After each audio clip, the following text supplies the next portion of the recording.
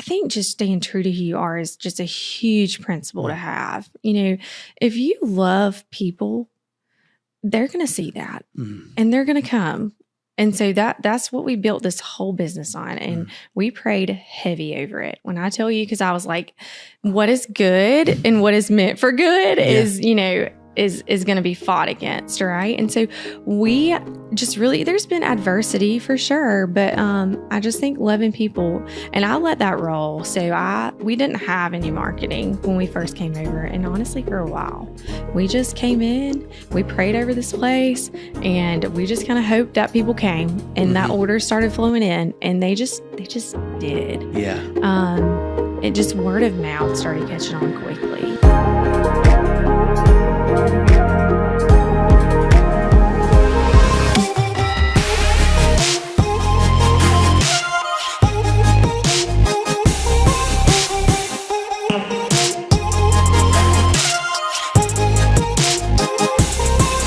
Welcome to the Americus podcast, where we pursue what it means to become a next level neighbor, creating a place we enjoy with the people we love. I'm your host, John Schroeder, and today I am joined by Christina Vinyard. Christina is the wife of Isaac. She is the mother of 3 amazing children, and she is a grateful believer in Jesus Christ.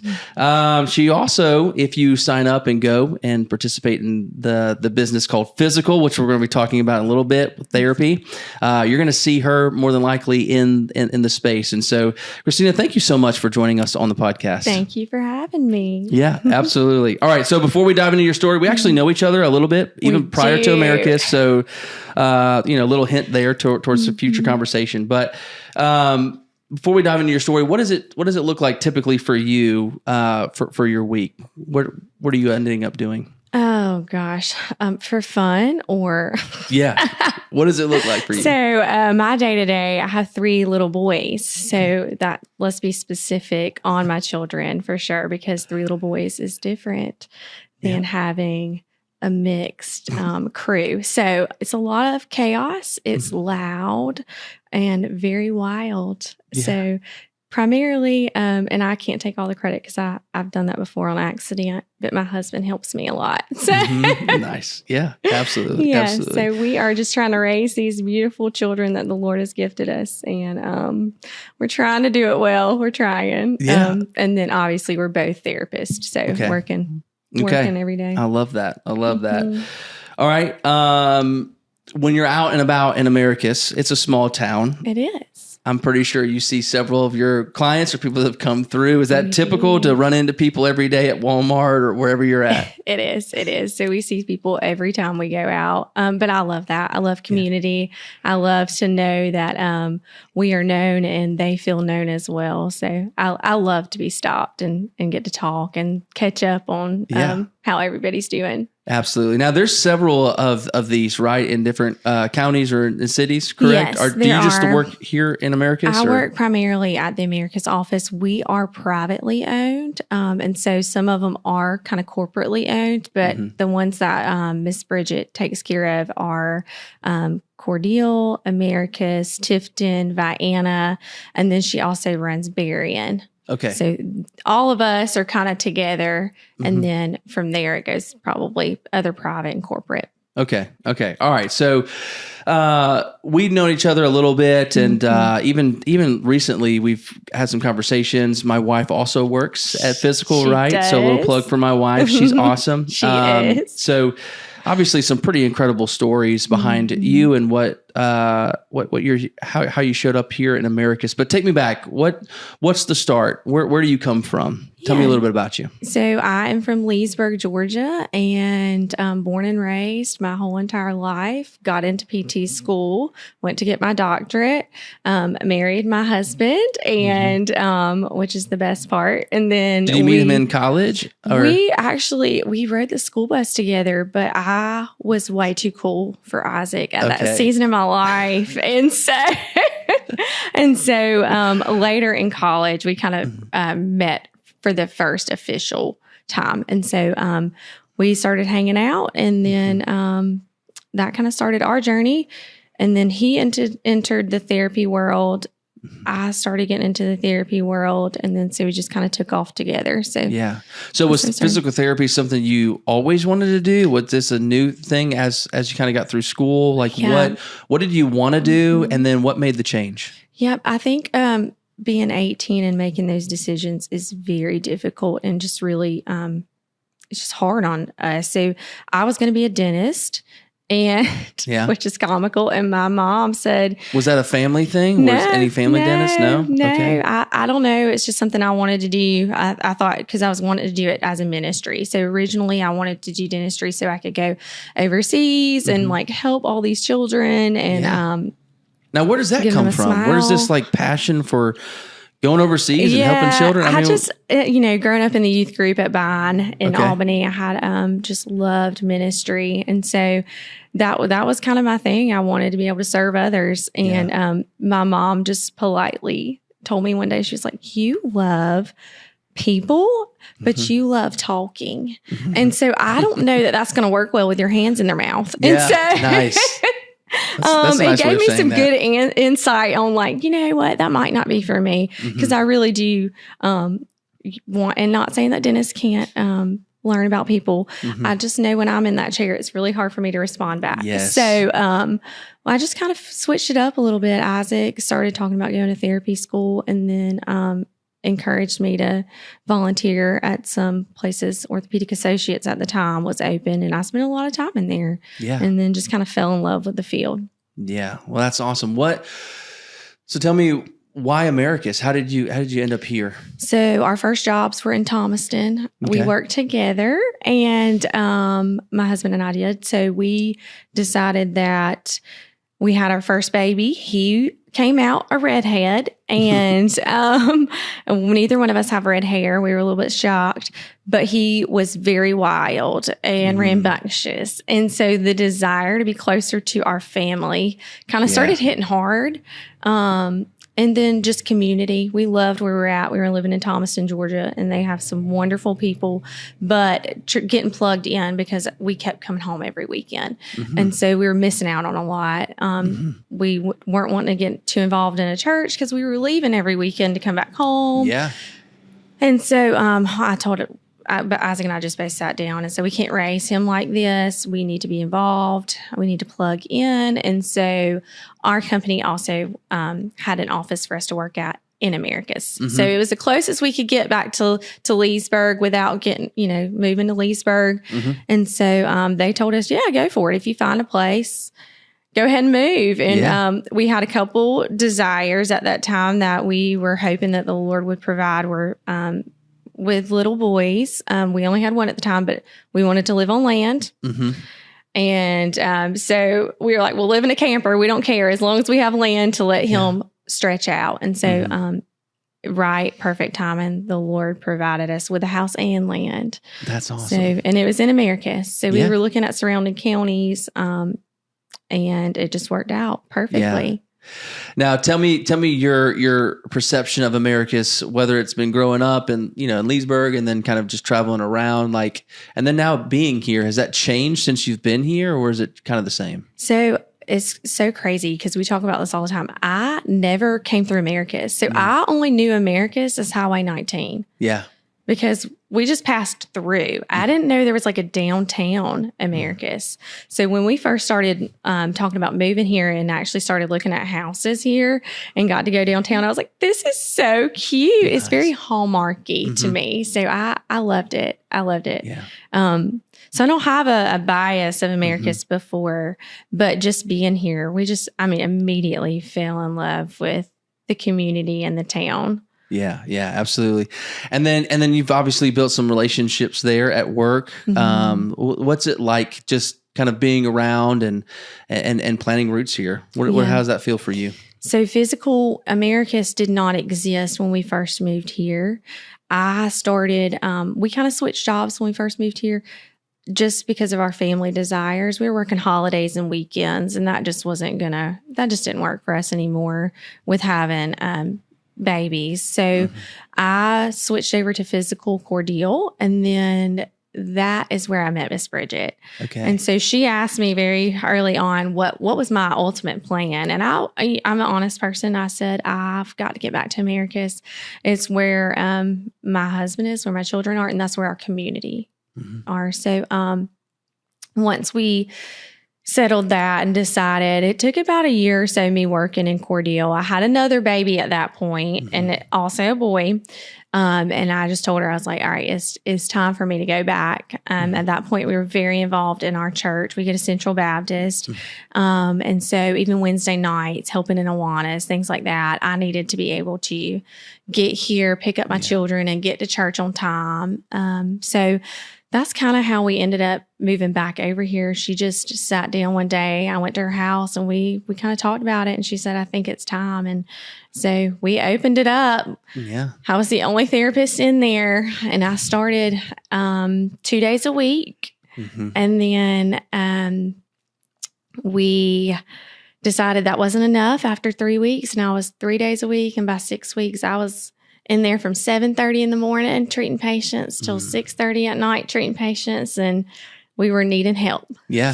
Yeah. So, but it's been beautiful. We've met a lot of people outside of Central is a pretty large church. And so you feel like sometimes you know everybody when you go there, and that's just not, it's just not truth. Yeah.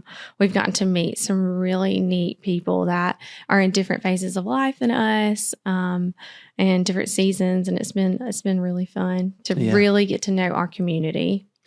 Yeah, one of the things that you're as you're talking, I mean, you're constantly going back to family, and that should seem normal, but a lot of times when you're talking about careers and work, just kind of feels like family's like just the thing that you have to kind of do. But you're trying to get to work, you're trying to get to success, you're trying to do these things.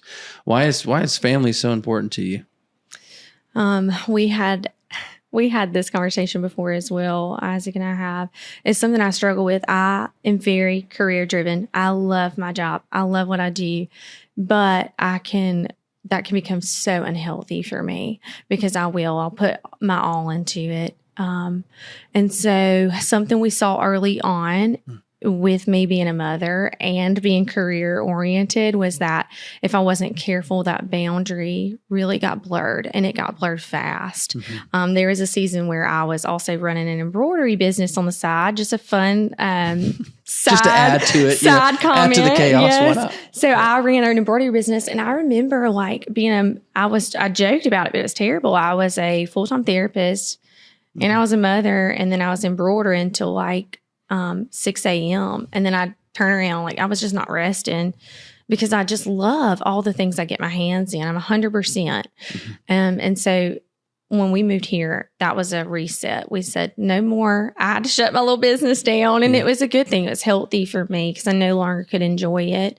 And then we set clear boundaries for our families, is that, as much as I love my job and I'm going to give my all while I'm there, when it's time to go home, I'm going to be there for my children and my spouse. And there are seasons where that changes. I think we all have those where, if we're building something up or we're open in Americus.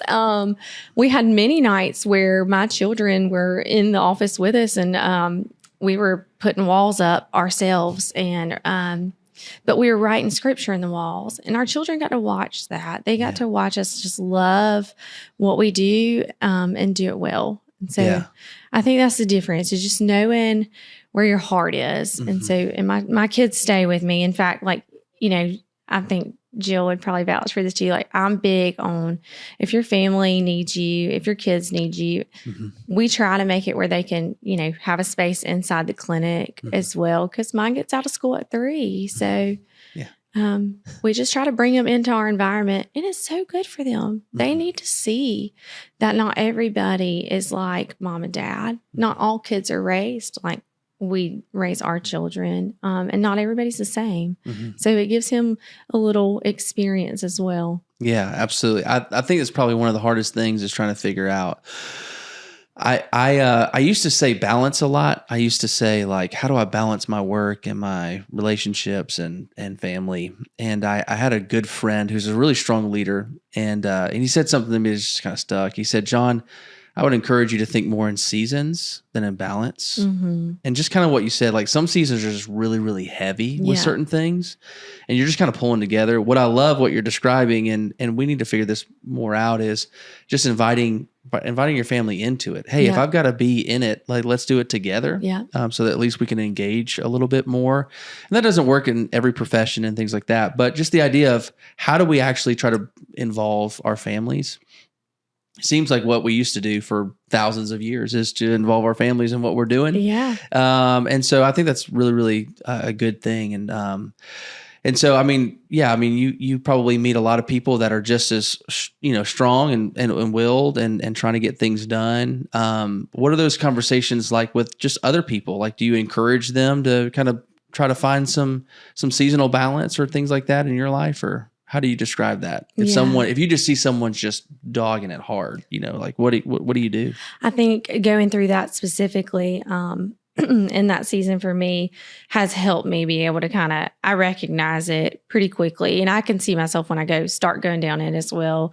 But just knowing like that you've got to slow down. You've got to slow down. If you see yourself going on that path, is step back and remember what's important.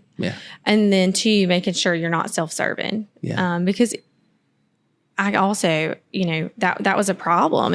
I'm serving myself, right? Whether it's financially, like I want more. So that's why I was running 2 businesses, it was just, I thought I needed more, and I wasn't letting the Lord provide us with the provisions that he already had for us. And so it just muddled my home life pretty quickly. And so, just letting other people know that as soon as people start telling me like they've got their hands in all this stuff, I just tell them like, we got to slow down. We got to slow down and get back to the basics. Is this important? First off, like, who are we serving? Like, are we serving the Lord through this? And this is where he wants us. He's pointing us there. Or are we serving ourselves? Yeah, I love that. One of the things we talk about as far as being a good neighbor or next level neighbor is we always try to find values within that what defines a next level neighbor, right? And it's really more of like the Good Samaritan. Like what defines you as a person that sees other people. And I think one of the things that we're talking about right now is just even something as simple as just prioritizing things that matter makes you a really, really good neighbor. And even just understanding the art of saying no. Yes. It's really, really hard. It is hard. For driven people, it's hard to say no. Yes. And just people pleasing. Like I love to please. I really it's important to me. I want to be liked. I want everybody to love me. And so to say no to somebody, it hurts. Like I'm like, oh, I'm so sorry. Well, and I think what I've noticed too, and maybe you can kind of speak into this as well, is if I say yes to too many people, I'm actually saying no to other people, like my wife and my kids. That's so true. Because then I'm losing time with them. So I think it was one person, one guy was mentioning this story where just like this random woman approached him, and he was kind of like really kind of shocked and kind of just made a rude gesture. And someone said, "Hey, why were you rude to that lady?" And he says, "Well, I wasn't trying to be, but if I didn't, it wouldn't have looked right." And he said, "I would rather be rude to her than let my wife see something that that looked like it was inappropriate." Right. And I think that's just kind of the art of saying no to things. Like, hey, what really, really matters right now? If I say yes to this, what am I saying no to in the future? So I think it's really, really important because, we got a lot of young entrepreneurs here in Americus. Yes. I've been really excited about that. I'm sitting down with people like you who just say, "Hey, I'm driven. Let's go. Let's figure out not just what helps manage Americus, but what helps grow Americus." Right. So, and you're talking about, staying up and working on this business and helping it grow. What are some things that you've seen in that? Like you've helped kind of grow and be a part of this. It seems like it's thriving really, really well. What are some principles that you've just kind of noticed? Again, being in America, sometimes it's hard to start something new. What would you say towards people that are trying to start something new right now? Your principles. So with moving to Americus, like I said, we didn't have a hard setup, to be fair. We kind of had some people that were already driving over to Cordial. And so there was a little bit of a caseload built up. Like 8 people a week for me on my 2 days, that's not a full day, right? 12 would be like a solid day for us. But once we got here, I think just staying true to who you are is just a huge principle to have. If you love people, they're going to see that and they're going to come. And so that's what we built this whole business on. And we prayed heavy over it. When I tell you, because I was like, what is good and what is meant for good is going to be fought against. Right. And so we just really, there's been adversity for sure, but I just think loving people, and I let that roll. So we didn't have any marketing when we first came over, and honestly, for a while, we just came in, we prayed over this place, and we just kind of hoped that people came, and that orders started flowing in, and they just did. Yeah. It just word of mouth started catching on quickly. And I don't want any glory for me on that. I just think that's the Lord's doing in that. It was very planned, very prepared, in his time, and that we were going to open those doors. And it seems like this is obviously a big need in our community. So it's going to continue to grow, right? I mean, at some point, you need more of this, not less. Right. And so what's a little unique is that we do pediatric and adults, and most clinics don't mix the two. Okay. And I'll be honest, because it can get a little bit hairy in there sometimes. You've got really loud babies, and then you've got adults that may not understand disabilities. And so, but it's been so good for both populations, because it helps us educate our elder population, but also like it gives us a mix where our therapists get to work with both, and they're just in one discipline. Is physical therapy, speech therapy? Yes, and that's another thing. We have speech, occupational, and physical therapy. So we have all 3 disciplines under one roof. And that, again, that grew with us. It was just me, and then we've kind of grown into these pieces. But that pediatric population, when we first opened over here, was just not being served. There was nobody treating pediatric populations in Americus. Yeah. And so it's just been a great thing. That wasn't something I was planning on doing for myself. We had hired a pediatric PT at the time. And then she was driving long distances. Cordell was growing. They were needing her over there. So I, had started with some peds initially when we first moved over here. And then once I had my 3rd baby and came back on, I had already decided that the Lord was leading me in that direction, that it was a perfect transition of my heart and what we were going through personally in that season with having my 3rd baby, because he was a little traumatic coming into the world. I saw that you mentioned it's a miracle baby kind of in a sense. Yeah. Yes, sharing a little bit of that, like what? Yeah. So Theo at 12 weeks, 5 days, I was at work, and we just had some really unfortunate events kind of occur while I was there. My husband came and picked me up, took me to the office here, and they checked on him and said that your amniotic fluid, your water, it broke. And I was like, being in the medical field, I'm definitely not claiming to be anything with obstetrics, but I was like, that's not good. Yeah. We just kind of sat there for a minute, and I was like, well, how is he? And they were like, well, I'm so sorry, but he's still alive. And so they sent us to the hospital at that moment immediately. And so we're going to verify that is what's going on, is that you are losing your water. And so they did a test in the hospital, and it came back positive, which created a just plethora of things that started going on. So all of a sudden, all hands were on deck, and they said that we needed to abort Theo. He wasn't going to make it. And if he did, he would have severe disabilities. I wouldn't be able to work, which at the time was a sin of my heart for sure. I love my job, but I also feel led to work financially, especially in that season of life. So to lose an income was like, absolutely not. Yeah. But they said that he wasn't going to make it. And then I wasn't going to make it at that point. So they're telling my husband that neither one of us are going to make it. We need to make a decision. And so it was just a lot at one time. And so we just kind of sat in it for a minute. And there was a lot of things that go through your head when you're told these things. We were told that, and Isaac and I maintain, I don't think anything was said to us maliciously. Mm-hmm. I think it's just what they knew. Yeah. It's just what they knew. It was textbook. This is what they knew. So this is taking faith out of the equation. And so we had a 24-hour hold on us in the hospital because they had blood waiting for us in the case that I would hemorrhage. And they were just all waiting for me to hemorrhage. Unless I would agree to abort this baby. And so that whole night, we just cried. We just cried and cried and cried and prayed and prayed and prayed. And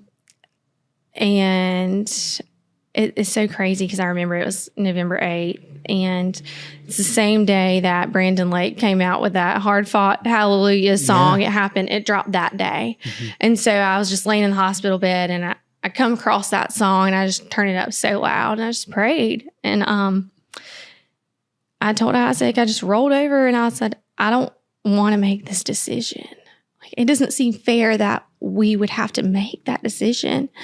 And so he said, well, then we're not, and the relief in that like, obviously he was supported the whole time. Mm-hmm. But there was fear in that because they had just told my spouse that, we had 2 babies at home and this was not a baby. Mm-hmm. So try again, you know. It's just the world we live in now. It really is. And so we obviously decided to continue with this pregnancy. And the next day I had an ultrasound, and the tech was like, why are you crying? And I was like, because this baby looks healthy. And she said, he is. And I said, well, I need you to look for all these things that they had told us we were dealing with. And she just got real somber and quiet. And so we went home.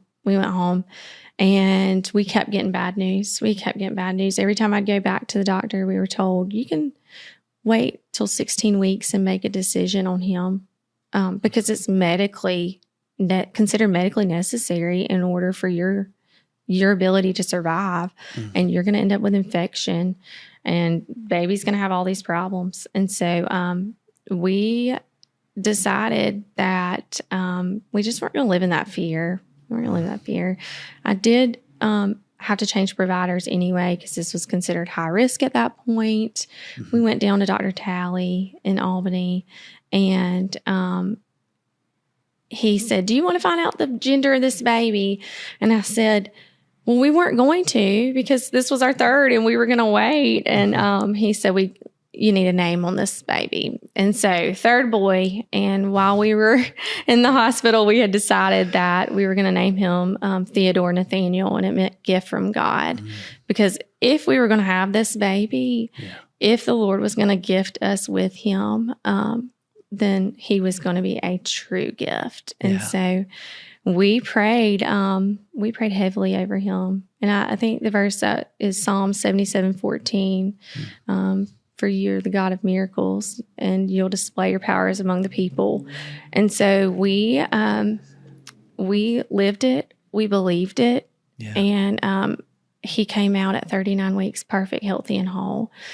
And we know that's not everybody's story, and we know that's not the will for everybody. But it was powerful for us to see how the Lord used even Theo today in ways that we never expected, and for others that watched us just live in truth, and I worked the whole time. I never stopped because I just didn't want to live in that fear. I knew the Lord would take care of us. Yeah. Wow. That is, it's like you said, I mean, it's a faith builder for sure. It's moments where you're not just saying, I'm just going to go to church. I'm just going to believe in good things and I'm going to go to work. It's, do I really believe in this God of miracles, and just leave it up to him. Right. It's not, the end result, obviously we have a view of what that could be. Yeah. But really the purpose is I'm just going to hand it over to you. 100%. Whatever you decide is what we will come to the conclusion and say, this what was best, even though we might doubt and struggle. Right. Like that is, and those are the kind of events that you don't want people to go through. Yeah. But it almost seemed necessary for you to say, this is real. Yeah. This is as real as it gets. Romans 8 too, like going through this too and suffering, right? Yeah. So we're called to suffer.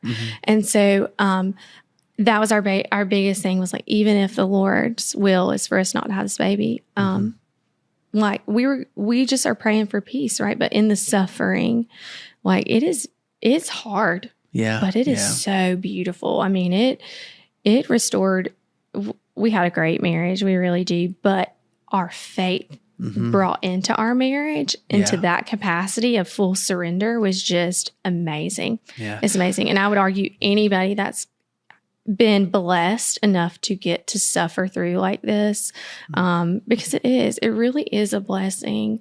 It's hard. Yeah.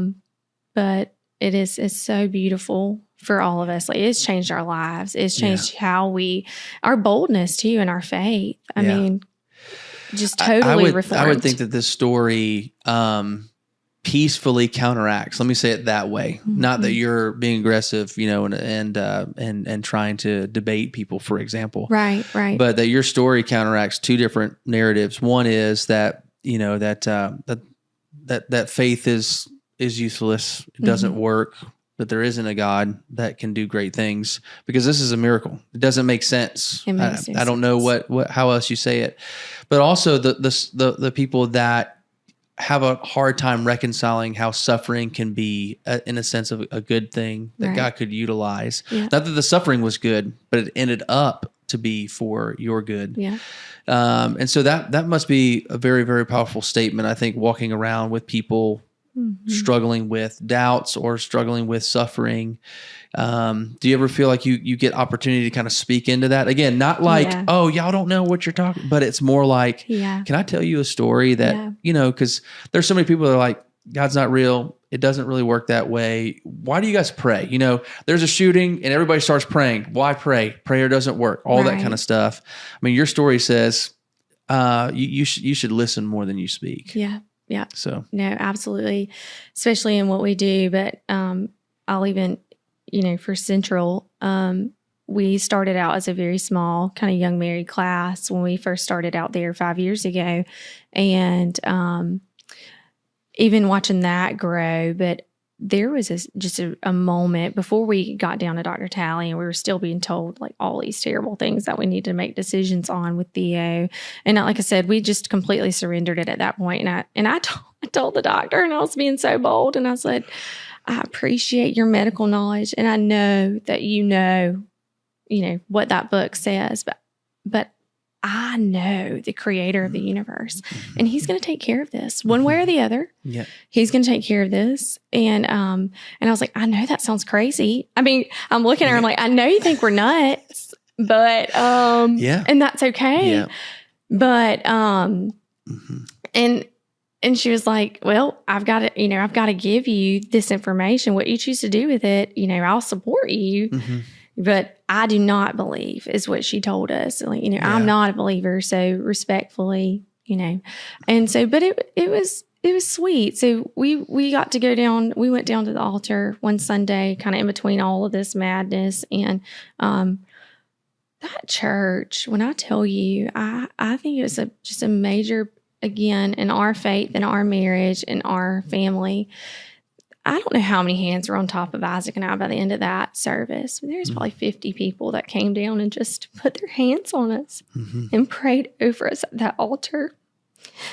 And it's just community. Yeah. We need people. And they suffer with you. And so we're not alone in it. Suffering is not to be done in private and alone, you know. I'm not saying you have to go shout to the masses when you're experiencing things, but you've got to have your people that are with you. And for us, it was just so powerful to have that body of Christ alongside us. And so working and continuing to work while this was all going on, it felt very chaotic, but I loved it because it gave me an opportunity. Anytime there was anybody like experiencing difficulty, like I had rooted so heavily in Romans 8 that I was ready. I was like, Lord, give me the people suffering. Yeah, that's right. I got to testify real quick. Yes. It was so good. And we just had really raw conversations where we got to pray over people. And we still do. I mean, that boldness has continued even in the clinic. And shout out to your wife, because I watched her pray over somebody one time and I was just like, you know, in full tears. But that is what we're doing. We're just loving people and meeting them where they are. Yeah. And it's good that we look, you know, that we experience some of these things, because it just makes us, we're human. We're so human. Yeah. And so it really helped me get more like empathy, you know, like being able to understand suffering, and my patients in their sufferings. Yeah. Yeah. So it was a beautiful thing. It was a beautiful thing. I'm so grateful for that season. And I'm also, you know, obviously so thankful for Theo, because how old is he now? He's 1. He's 1. And some change, yes. Yeah. That's right. And he's wonderful. He's wonderful. He's loud. You know he's coming. He's so loud. He's huge. He's our biggest baby. And he's our wildest. I love that. And like you said, I mean, just bringing that presence into your work, you know, I think it has great effects in this community that's looking for genuine relationships. You know, Southern hospitality it's a real thing, but there's a little bit of a reality check, because when I came in Southern hospitality, it's very much like, hey, anyone will say hey to you, they'll meet you, and they'll talk to you. Right. But at some point, when they say they come over to the house and like I show up at your house, knock at your door, that doesn't mean they're going to let you in. You know, there's a certain point where it's like, hold on. Okay. But what you guys are creating is that space for that says, we're not just saying hi because we're trying to be hospitable. Right. This is actually who we are. Right. And you're creating that culture here. And I think that is huge in our city, in our town. We need more and more people that are not just trying to get jobs done, but actually trying to live life and enjoy it and bring people together, and doing it in a way that's powerful. So like I said, I mean, my wife has really, really enjoyed it. She loves the atmosphere. You know, she does an excellent job at what she does, and she wants to continue, you know, to do it with you guys. So that's been huge. And again, I continue to hear great things about what you guys are doing, and you guys are probably growing and, you know, and getting bigger, and there's more opportunities for you guys. Is there anything in the future that you guys are looking forward to? Yeah. So we are hoping to, because of growth, we are hoping to soon be able to move into a bigger facility, so that we can have, it is great news. It is. It's been a long time coming. When we came over here, like I said, we really didn't know what was going to happen. It was just me. So, I wasn't sure. But I knew, like, I remember from day one saying, like, the Lord is going to bless this place. And so, we didn't know if we're going to be heavy adult population, heavy pediatric population. We didn't know. And so we kind of, 50-50'd it. We're kind of both. We're all, you know, we're all over the place. And so, so being able to serve our community in spaces that have, you know, an adult area, a pediatric area that is a little more separate is the desire that we have. And so we're hoping in the next year or so to be able to provide that space for our babies and our adults. So yeah, it's exciting. It's so that is exciting. Fun. It's a little nerve wracking. Yeah. Well, new things, new challenges, yes. Big things like bigger space, more clients, more people, more stories, more mess, more craziness, sometimes we get comfortable. We're like, you know what, let's just keep going. That's right. I know. And I like comfort. I do. I don't like a lot of change. Some people thrive in chaos though too. Yeah. Some people love crisis, man. They just need to be in it, man. Yeah. It's got to feel heavy all the time. If you feel light, you're like, I'm not doing something. I need to go do something. So I don't like a lot of change. This has been like one of those things like, are we sure this is the right move? I really want to make sure that we're doing the right thing. And then this week we had water day. I'm sure your wife talked about that. She probably loved it. She did. She was trying to prepare for it. She was like, I don't know what this means. I don't know how serious they are. I'm going. She did it. She showed up and showed out. She did. She was like, this is not my thing. It's not my love language, but I'm doing it. And I was so proud for her. But yeah, I mean, just things like that, like having a bigger space where we could do things a little bit less chaotic in our area. But we just want to love our babies. I think about these kids and they're kind of like my own, and maybe they don't have the ability or experiences that ours get to enjoy as well. And so making sure that number one, parents feel safe with us loving on their children, we have some that are flight risk, so doing anything outside of a four wall is scary. But we just really got to watch these children thrive in our water day. And so it was so fun. Yeah. It was so fun. I love that. It was great. It was great. It was chaos. It was, but it was so fun. Yeah. You're like, well, so will you do it again? That's the question. Absolutely. Okay. And bigger. Right. Well, so we'll just get Jill ready for it. Yeah, for sure. every day water. All right. Well, let me ask you some PT questions or just some therapy questions that I have and probably maybe some other people have. Just be great. Just a little bit of fun. First, explain the difference between an occupational therapist and a physical therapist, because it still has taken me, I think we're like 16, 17 years married, and I'm still a little confused about what they do. But yes, you can take a stab at it. Man, there's a lot to it, right? And so I'm still learning what occupational therapists do because I just had no idea, especially when we're dealing with the pediatric realm, right? So obviously we have sensory integration.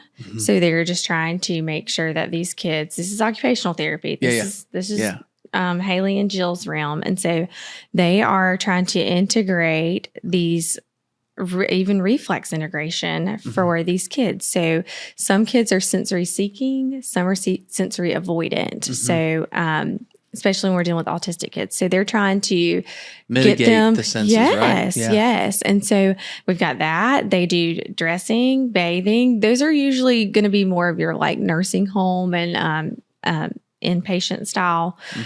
We don't do, they'll teach kids how to dress and but it's cognition. I mean, just things visual. They can do visual motor things, concussion trainings. There's a ton for occupational therapy. Obviously the hands and fine motor skills, shoulders. Yeah. That is all occupational therapy. Yeah. They are doing like the detailed, there are oriented, detailed people. Physical therapy, we are big picture people. We are gross motor. We are working on walking, standing, mobility, and transfers, things like that. Yeah. Just big picture. Yeah, that's good. That's good. I think I saw a shirt or something that says something like, physical therapy helps you to walk, and then occupational therapy makes sure that you have your clothes on. That's right. Like that. I don't know. It's something like that. It's like just putting your clothes on. Yeah, let's make sure you got your clothes on when you're walking. So that they work hand in hand pretty well. So. And they really do overlap. Like you kind of need both. It's been so fun. It's been a great learning opportunity for me as well in it. Okay. All right. All right. Just a couple questions. You don't have to this is not like you have to have like the best professional answers to any of these, but I just love to hear your thoughts on some of these. What's something most of us are doing to our bodies every day that's going to catch up with us eventually? This is good for me. I'm 41 and I'm starting to feel some stuff. Are you feeling it? I'm feeling it. Well, let me just say this story real quick. So I woke up a few days. This is a couple months ago now. I woke up for a few days and I was like, man, my foot hurts really bad. I was like, there must be a piece of glass in my foot. There must be something going on. So I'm going to the doctor. I'm like, I need you to get this glass out of my foot. He's like, tell me a little bit more. So I tell him a little bit more. I'm like, so when are you going to get an x-ray, get this glass in my foot? He's like, you have plantar fasciitis. Yeah. And I was like, no, I don't. I got something stuck in my foot. I just need to take it out. And he explained to me, I was like, are you calling me old? Like, what is this? What am my body just giving out on me? And he's like, yeah, you just have to do, rehab and all this. I was like, no. And so I actually made him give me a charge so that I can go get an x-ray to make myself feel better. Because I didn't want to walk out with just that prescription or whatever. So it was just kind of funny. But like, that's what I'm saying. Like, yes. I'm 40, I'm getting older. So what are some things I'm doing right now that's going to eventually catch up with me? I think a couple of things. We stopped stretching for some reason. We just all stopped stretching and we become less mobile. So then we're not stretching and we're less mobile. It's just a complete setup. That's good. Like you don't have movement. Yeah. And another thing that we're seeing more of now is this generational shift is a lot more technology involvement. So we're not moving as much. We're on phones. We're on tablets. We're on video games or whatever. We're just looking at computers all day. And so we're not moving. We're not moving. And if we stop moving. That's not good. No, it's not good. It's not good. We're like sharks. We have to keep moving. We gotta keep swimming. Okay. All right. What's something people think is normal as they get older that actually isn't? Something that people think is normal as they get older, but actually isn't. Falling and balance issues. I think there's like this like preconceived thing. Like if you're aging and you're losing your balance, that's normal. And it's not. Yeah. It's actually not. That's good. Yeah. That's good. For some reason, it's a appreciate thing. You telling me that. Yeah. So, no, we can do balance training and make sure that we because there's a couple different centers of balance. So it be caused by various different things. Yes. It can be vestibular. It can be proprioceptive. I mean, there's a couple things. So it's not a normal thing to be losing your balance and falling. Okay. Stop it before we break a hip. Yeah, that's good. That's good news. Yeah. All right. What's the biggest mistake people make when starting when something starts hurting? A lot of times when something starts hurting, they don't come straight to us, right? They usually we're seeing them. We're probably not seeing them for. I'll have people tell me like it's been hurting for a year, but I thought it was going to get better, and so they're medicating. They're thinking it's going to get better. They're pushing through, yeah. And so if we can catch things before they become chronic, our rehab is going to be so much better, so much faster, especially like with our low backs and shoulders, all those things. Yeah. That's good. Listen, it's hard for me. I'm the kind of guy that's like, I'll just keep doing what I'm doing until I crash. And I know it's bad.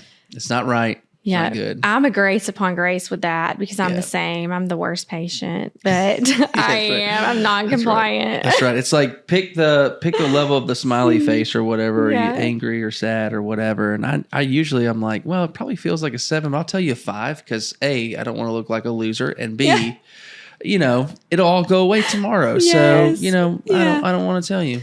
Yeah, catching it early is so much better. Yeah. And it's so much faster. Then you're not with me forever. That is very true. It's a lot quicker. Yeah. Just accept it. Accept it. That's good.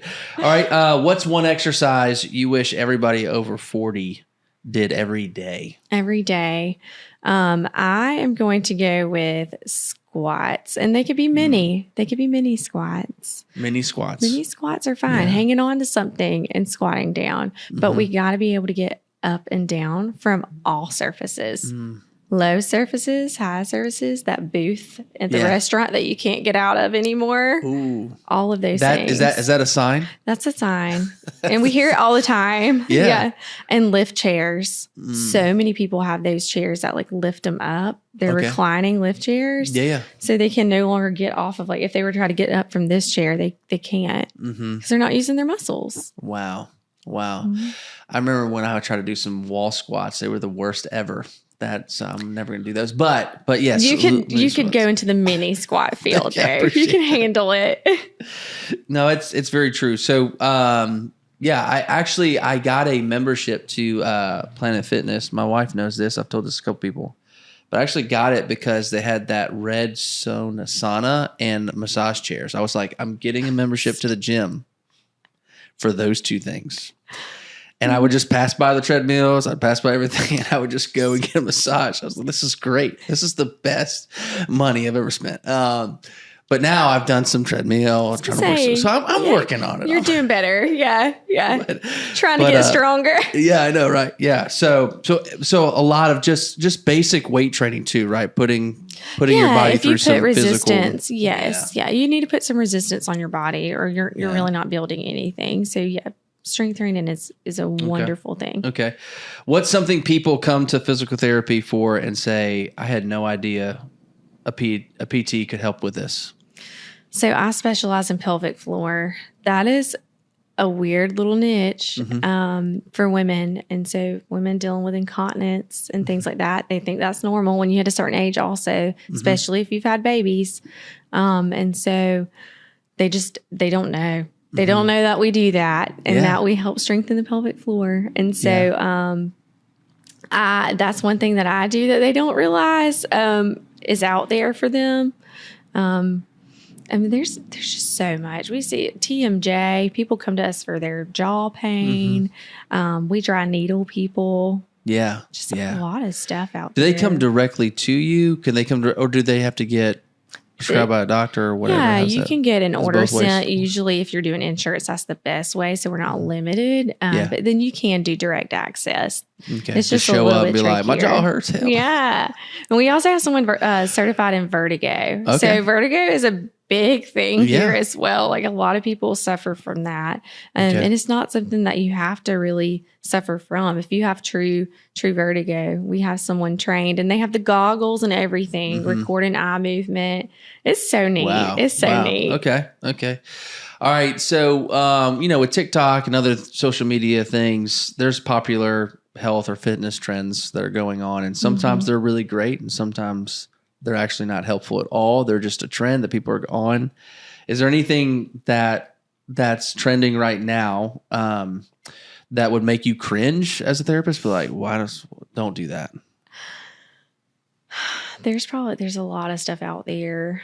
I just would say as a safety net, if it's brand new and it just came on the market, just research. If someone's saying they can quick fix you, do your research. A lot of these things didn't happen overnight. Yeah. And so you should anticipate putting work and effort in to get them better. And so, if you see something that's like, oh, this is going to work and it's going to heal you in 2 treatments, it would blow my mind, but that'd be great, right? Yeah, absolutely.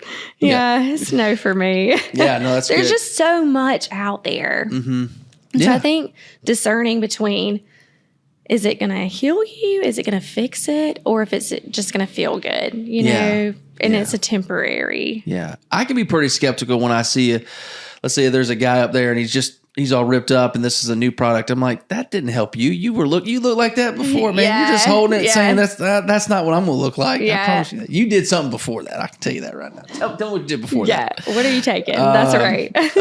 All right. If you could change, this is more of a future question. So let's talk a little bit about the future of Americus. Just whether it's in the field that you're in or just in general, some things that you hope for in Americus. But if you could change one habit for everyone in Americus that would make us physically healthier, what would it be?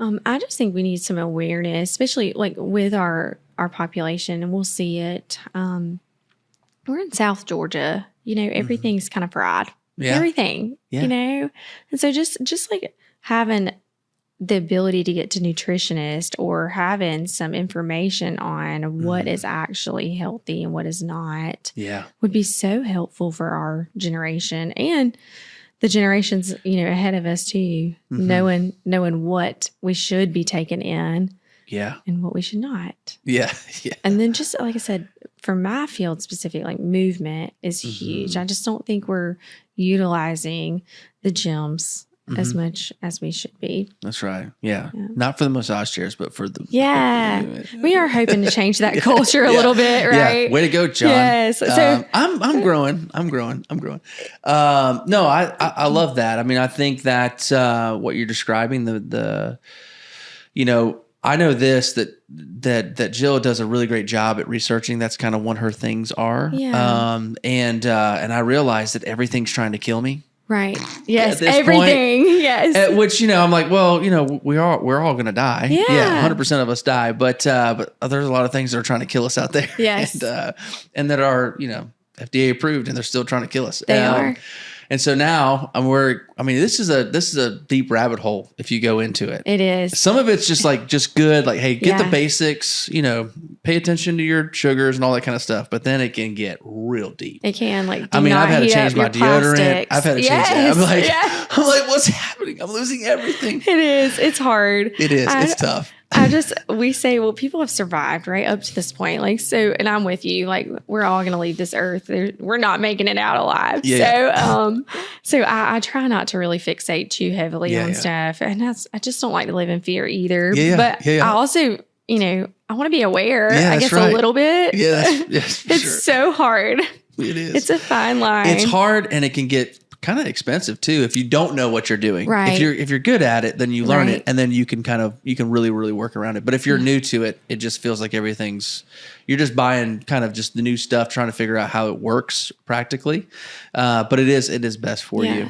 And I agree. I mean, we're all going to get older, but we don't have to be this is probably not the right word, but as debilitated as we could end up being if we just do a couple small things. Right. Doesn't have to be big major things, but it could be some small things that will be helpful over time. And you never know, you might actually start liking it. Yeah. Yeah. So anything else other than just kind of the health of Americus? You're here, you've got your 3 kids. Like, what are some other things that you're hoping to see in Americus over the next 10 years that you're just like, man, that'd be really, really great for our community to grow in this? Well, since we do have 3 kids and this is our season, I just think we need some more family friendly, like, places to hang out. I feel like my kids are, if it's Wednesday or Sunday or maybe a Saturday, we're always at the church, like anything the church offers. And they offer a lot of great things too. They really do. But just like, and our community's done a great job. I mean, they do have a lot of First Fridays and things like that for the kids. But if there was just a place for our kids to be able to like run free and play and, Warner Robins and Perry and all them have these places that are being built up that are like kid zones. And so that's just so fun to have the ability to do that for the kids. Yeah. So just family friendly places. Yeah. Yeah, absolutely. I would agree. I mean, we've got 15 and 11 and so it's great. We have to go find those places. We have to make intentional efforts, or we just find community things like we help out with a soccer team, and so they're playing now, and for some of their scrimmages and stuff, we're just like, hey, we're just going to go watch a soccer match. It's fun. It's great. That's you got to go out there, you got to find it. So, but yeah, if the community continues to come around with things like scoops and things, it's just continue to give little spaces for us to say, hey, we want to walk around downtown for more than 15 minutes. Right. Yes. Just kind of get around town. Yep. Now there's a little game place down here that they've started up. The arcade just opened. Yeah, so it's kind of fun. We're working on it. Yeah. Yes. Absolutely. Okay. All right. Well, listen, Christina, we're kind of getting ready to kind of finish out, but I did want to ask you a little bit, just kind of what we call rapid fire questions. These are just questions to get to know you a little bit more, just on a very practical level. So you don't have to go into it. You're just kind of just throwing it out there, whatever comes. But we normally start with a very easy one. Are you an early bird, or are you an early riser, or are you just you a night owl? I'm gonna say you're like both. No, yeah. Early. Which one do you like better? What is early? Like, I'd like to sleep till 8 if I can. Okay. But how late do you stay up? No, I'm I'm down at 9:30. Okay. Yeah. Okay. Yeah. Yeah. Man, you got a good balance. When I'm I like, tell you, I could just, I love my rest. So that's actually a bad question. Yeah, it is. Yeah. Yeah. Well, I want to rest. That means that you go 100% when you're out. You're awake. I am. I'm. You leave no more energy in the tank. That's right. When I'm up, I'm talking. Fine. That's great. All right. What's some favorite things to do with the boys? We love to be outside, obviously. You know, I don't know if you know this about me, but I have a funny farm is what we call it. And so I have a pony. I have 4 goats. Okay. Lots of chickens. We're down to 1 duck. So,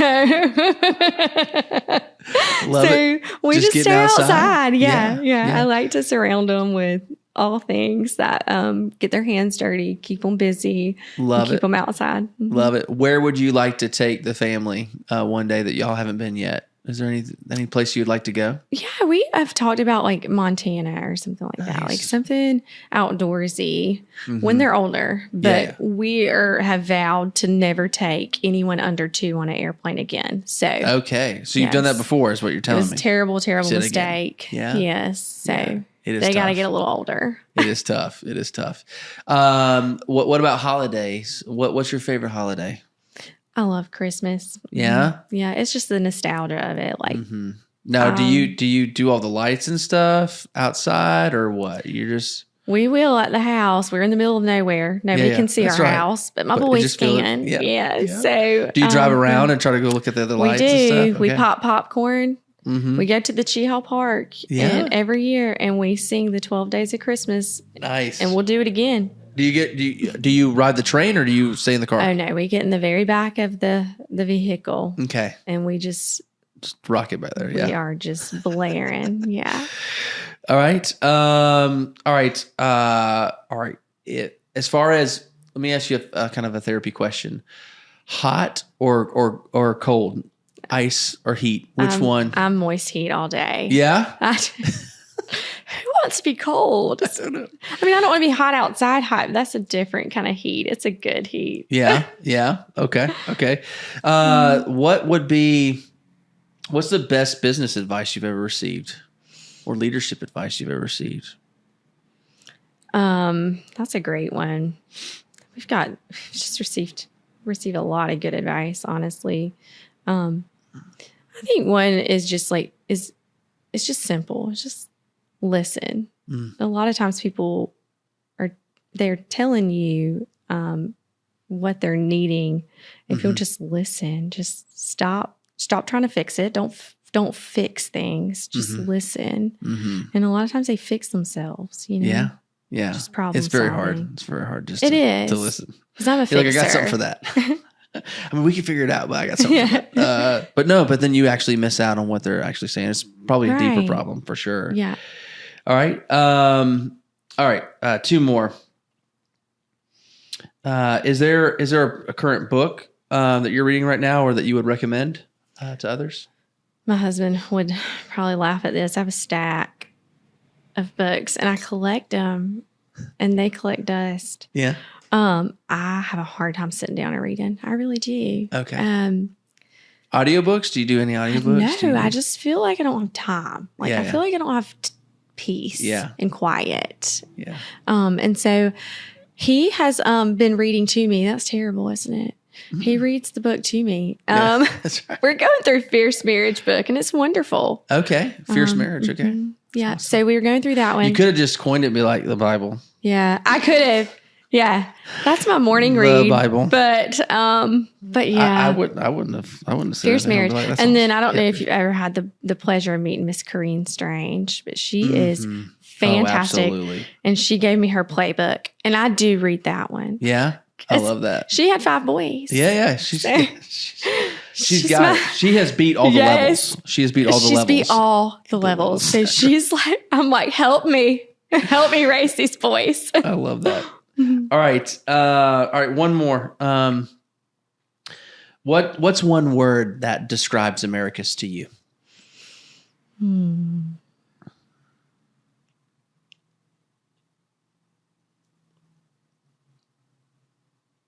This one's hard for me. I'll give you 3 or 2. I know.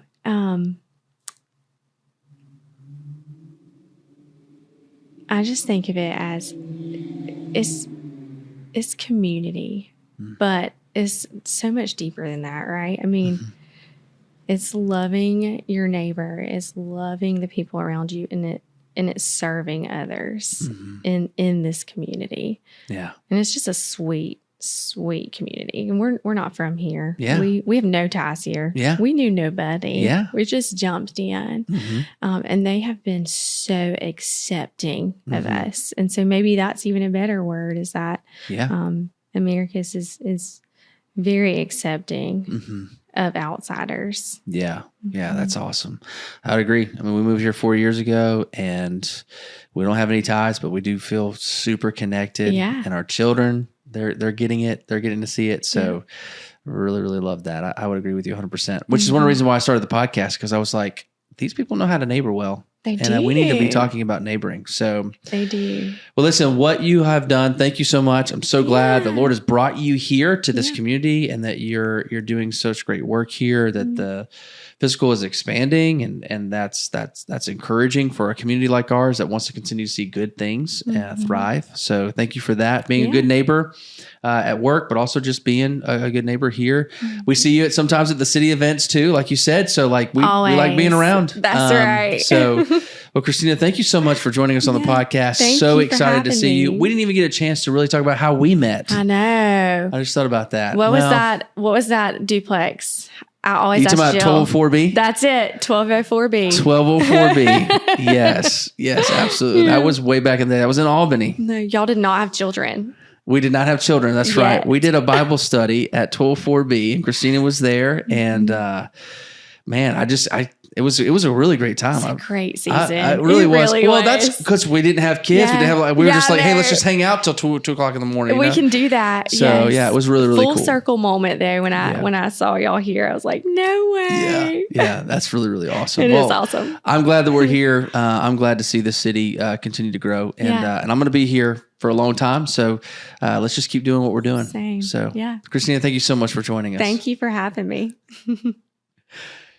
Oh, man. That's awesome. That was great.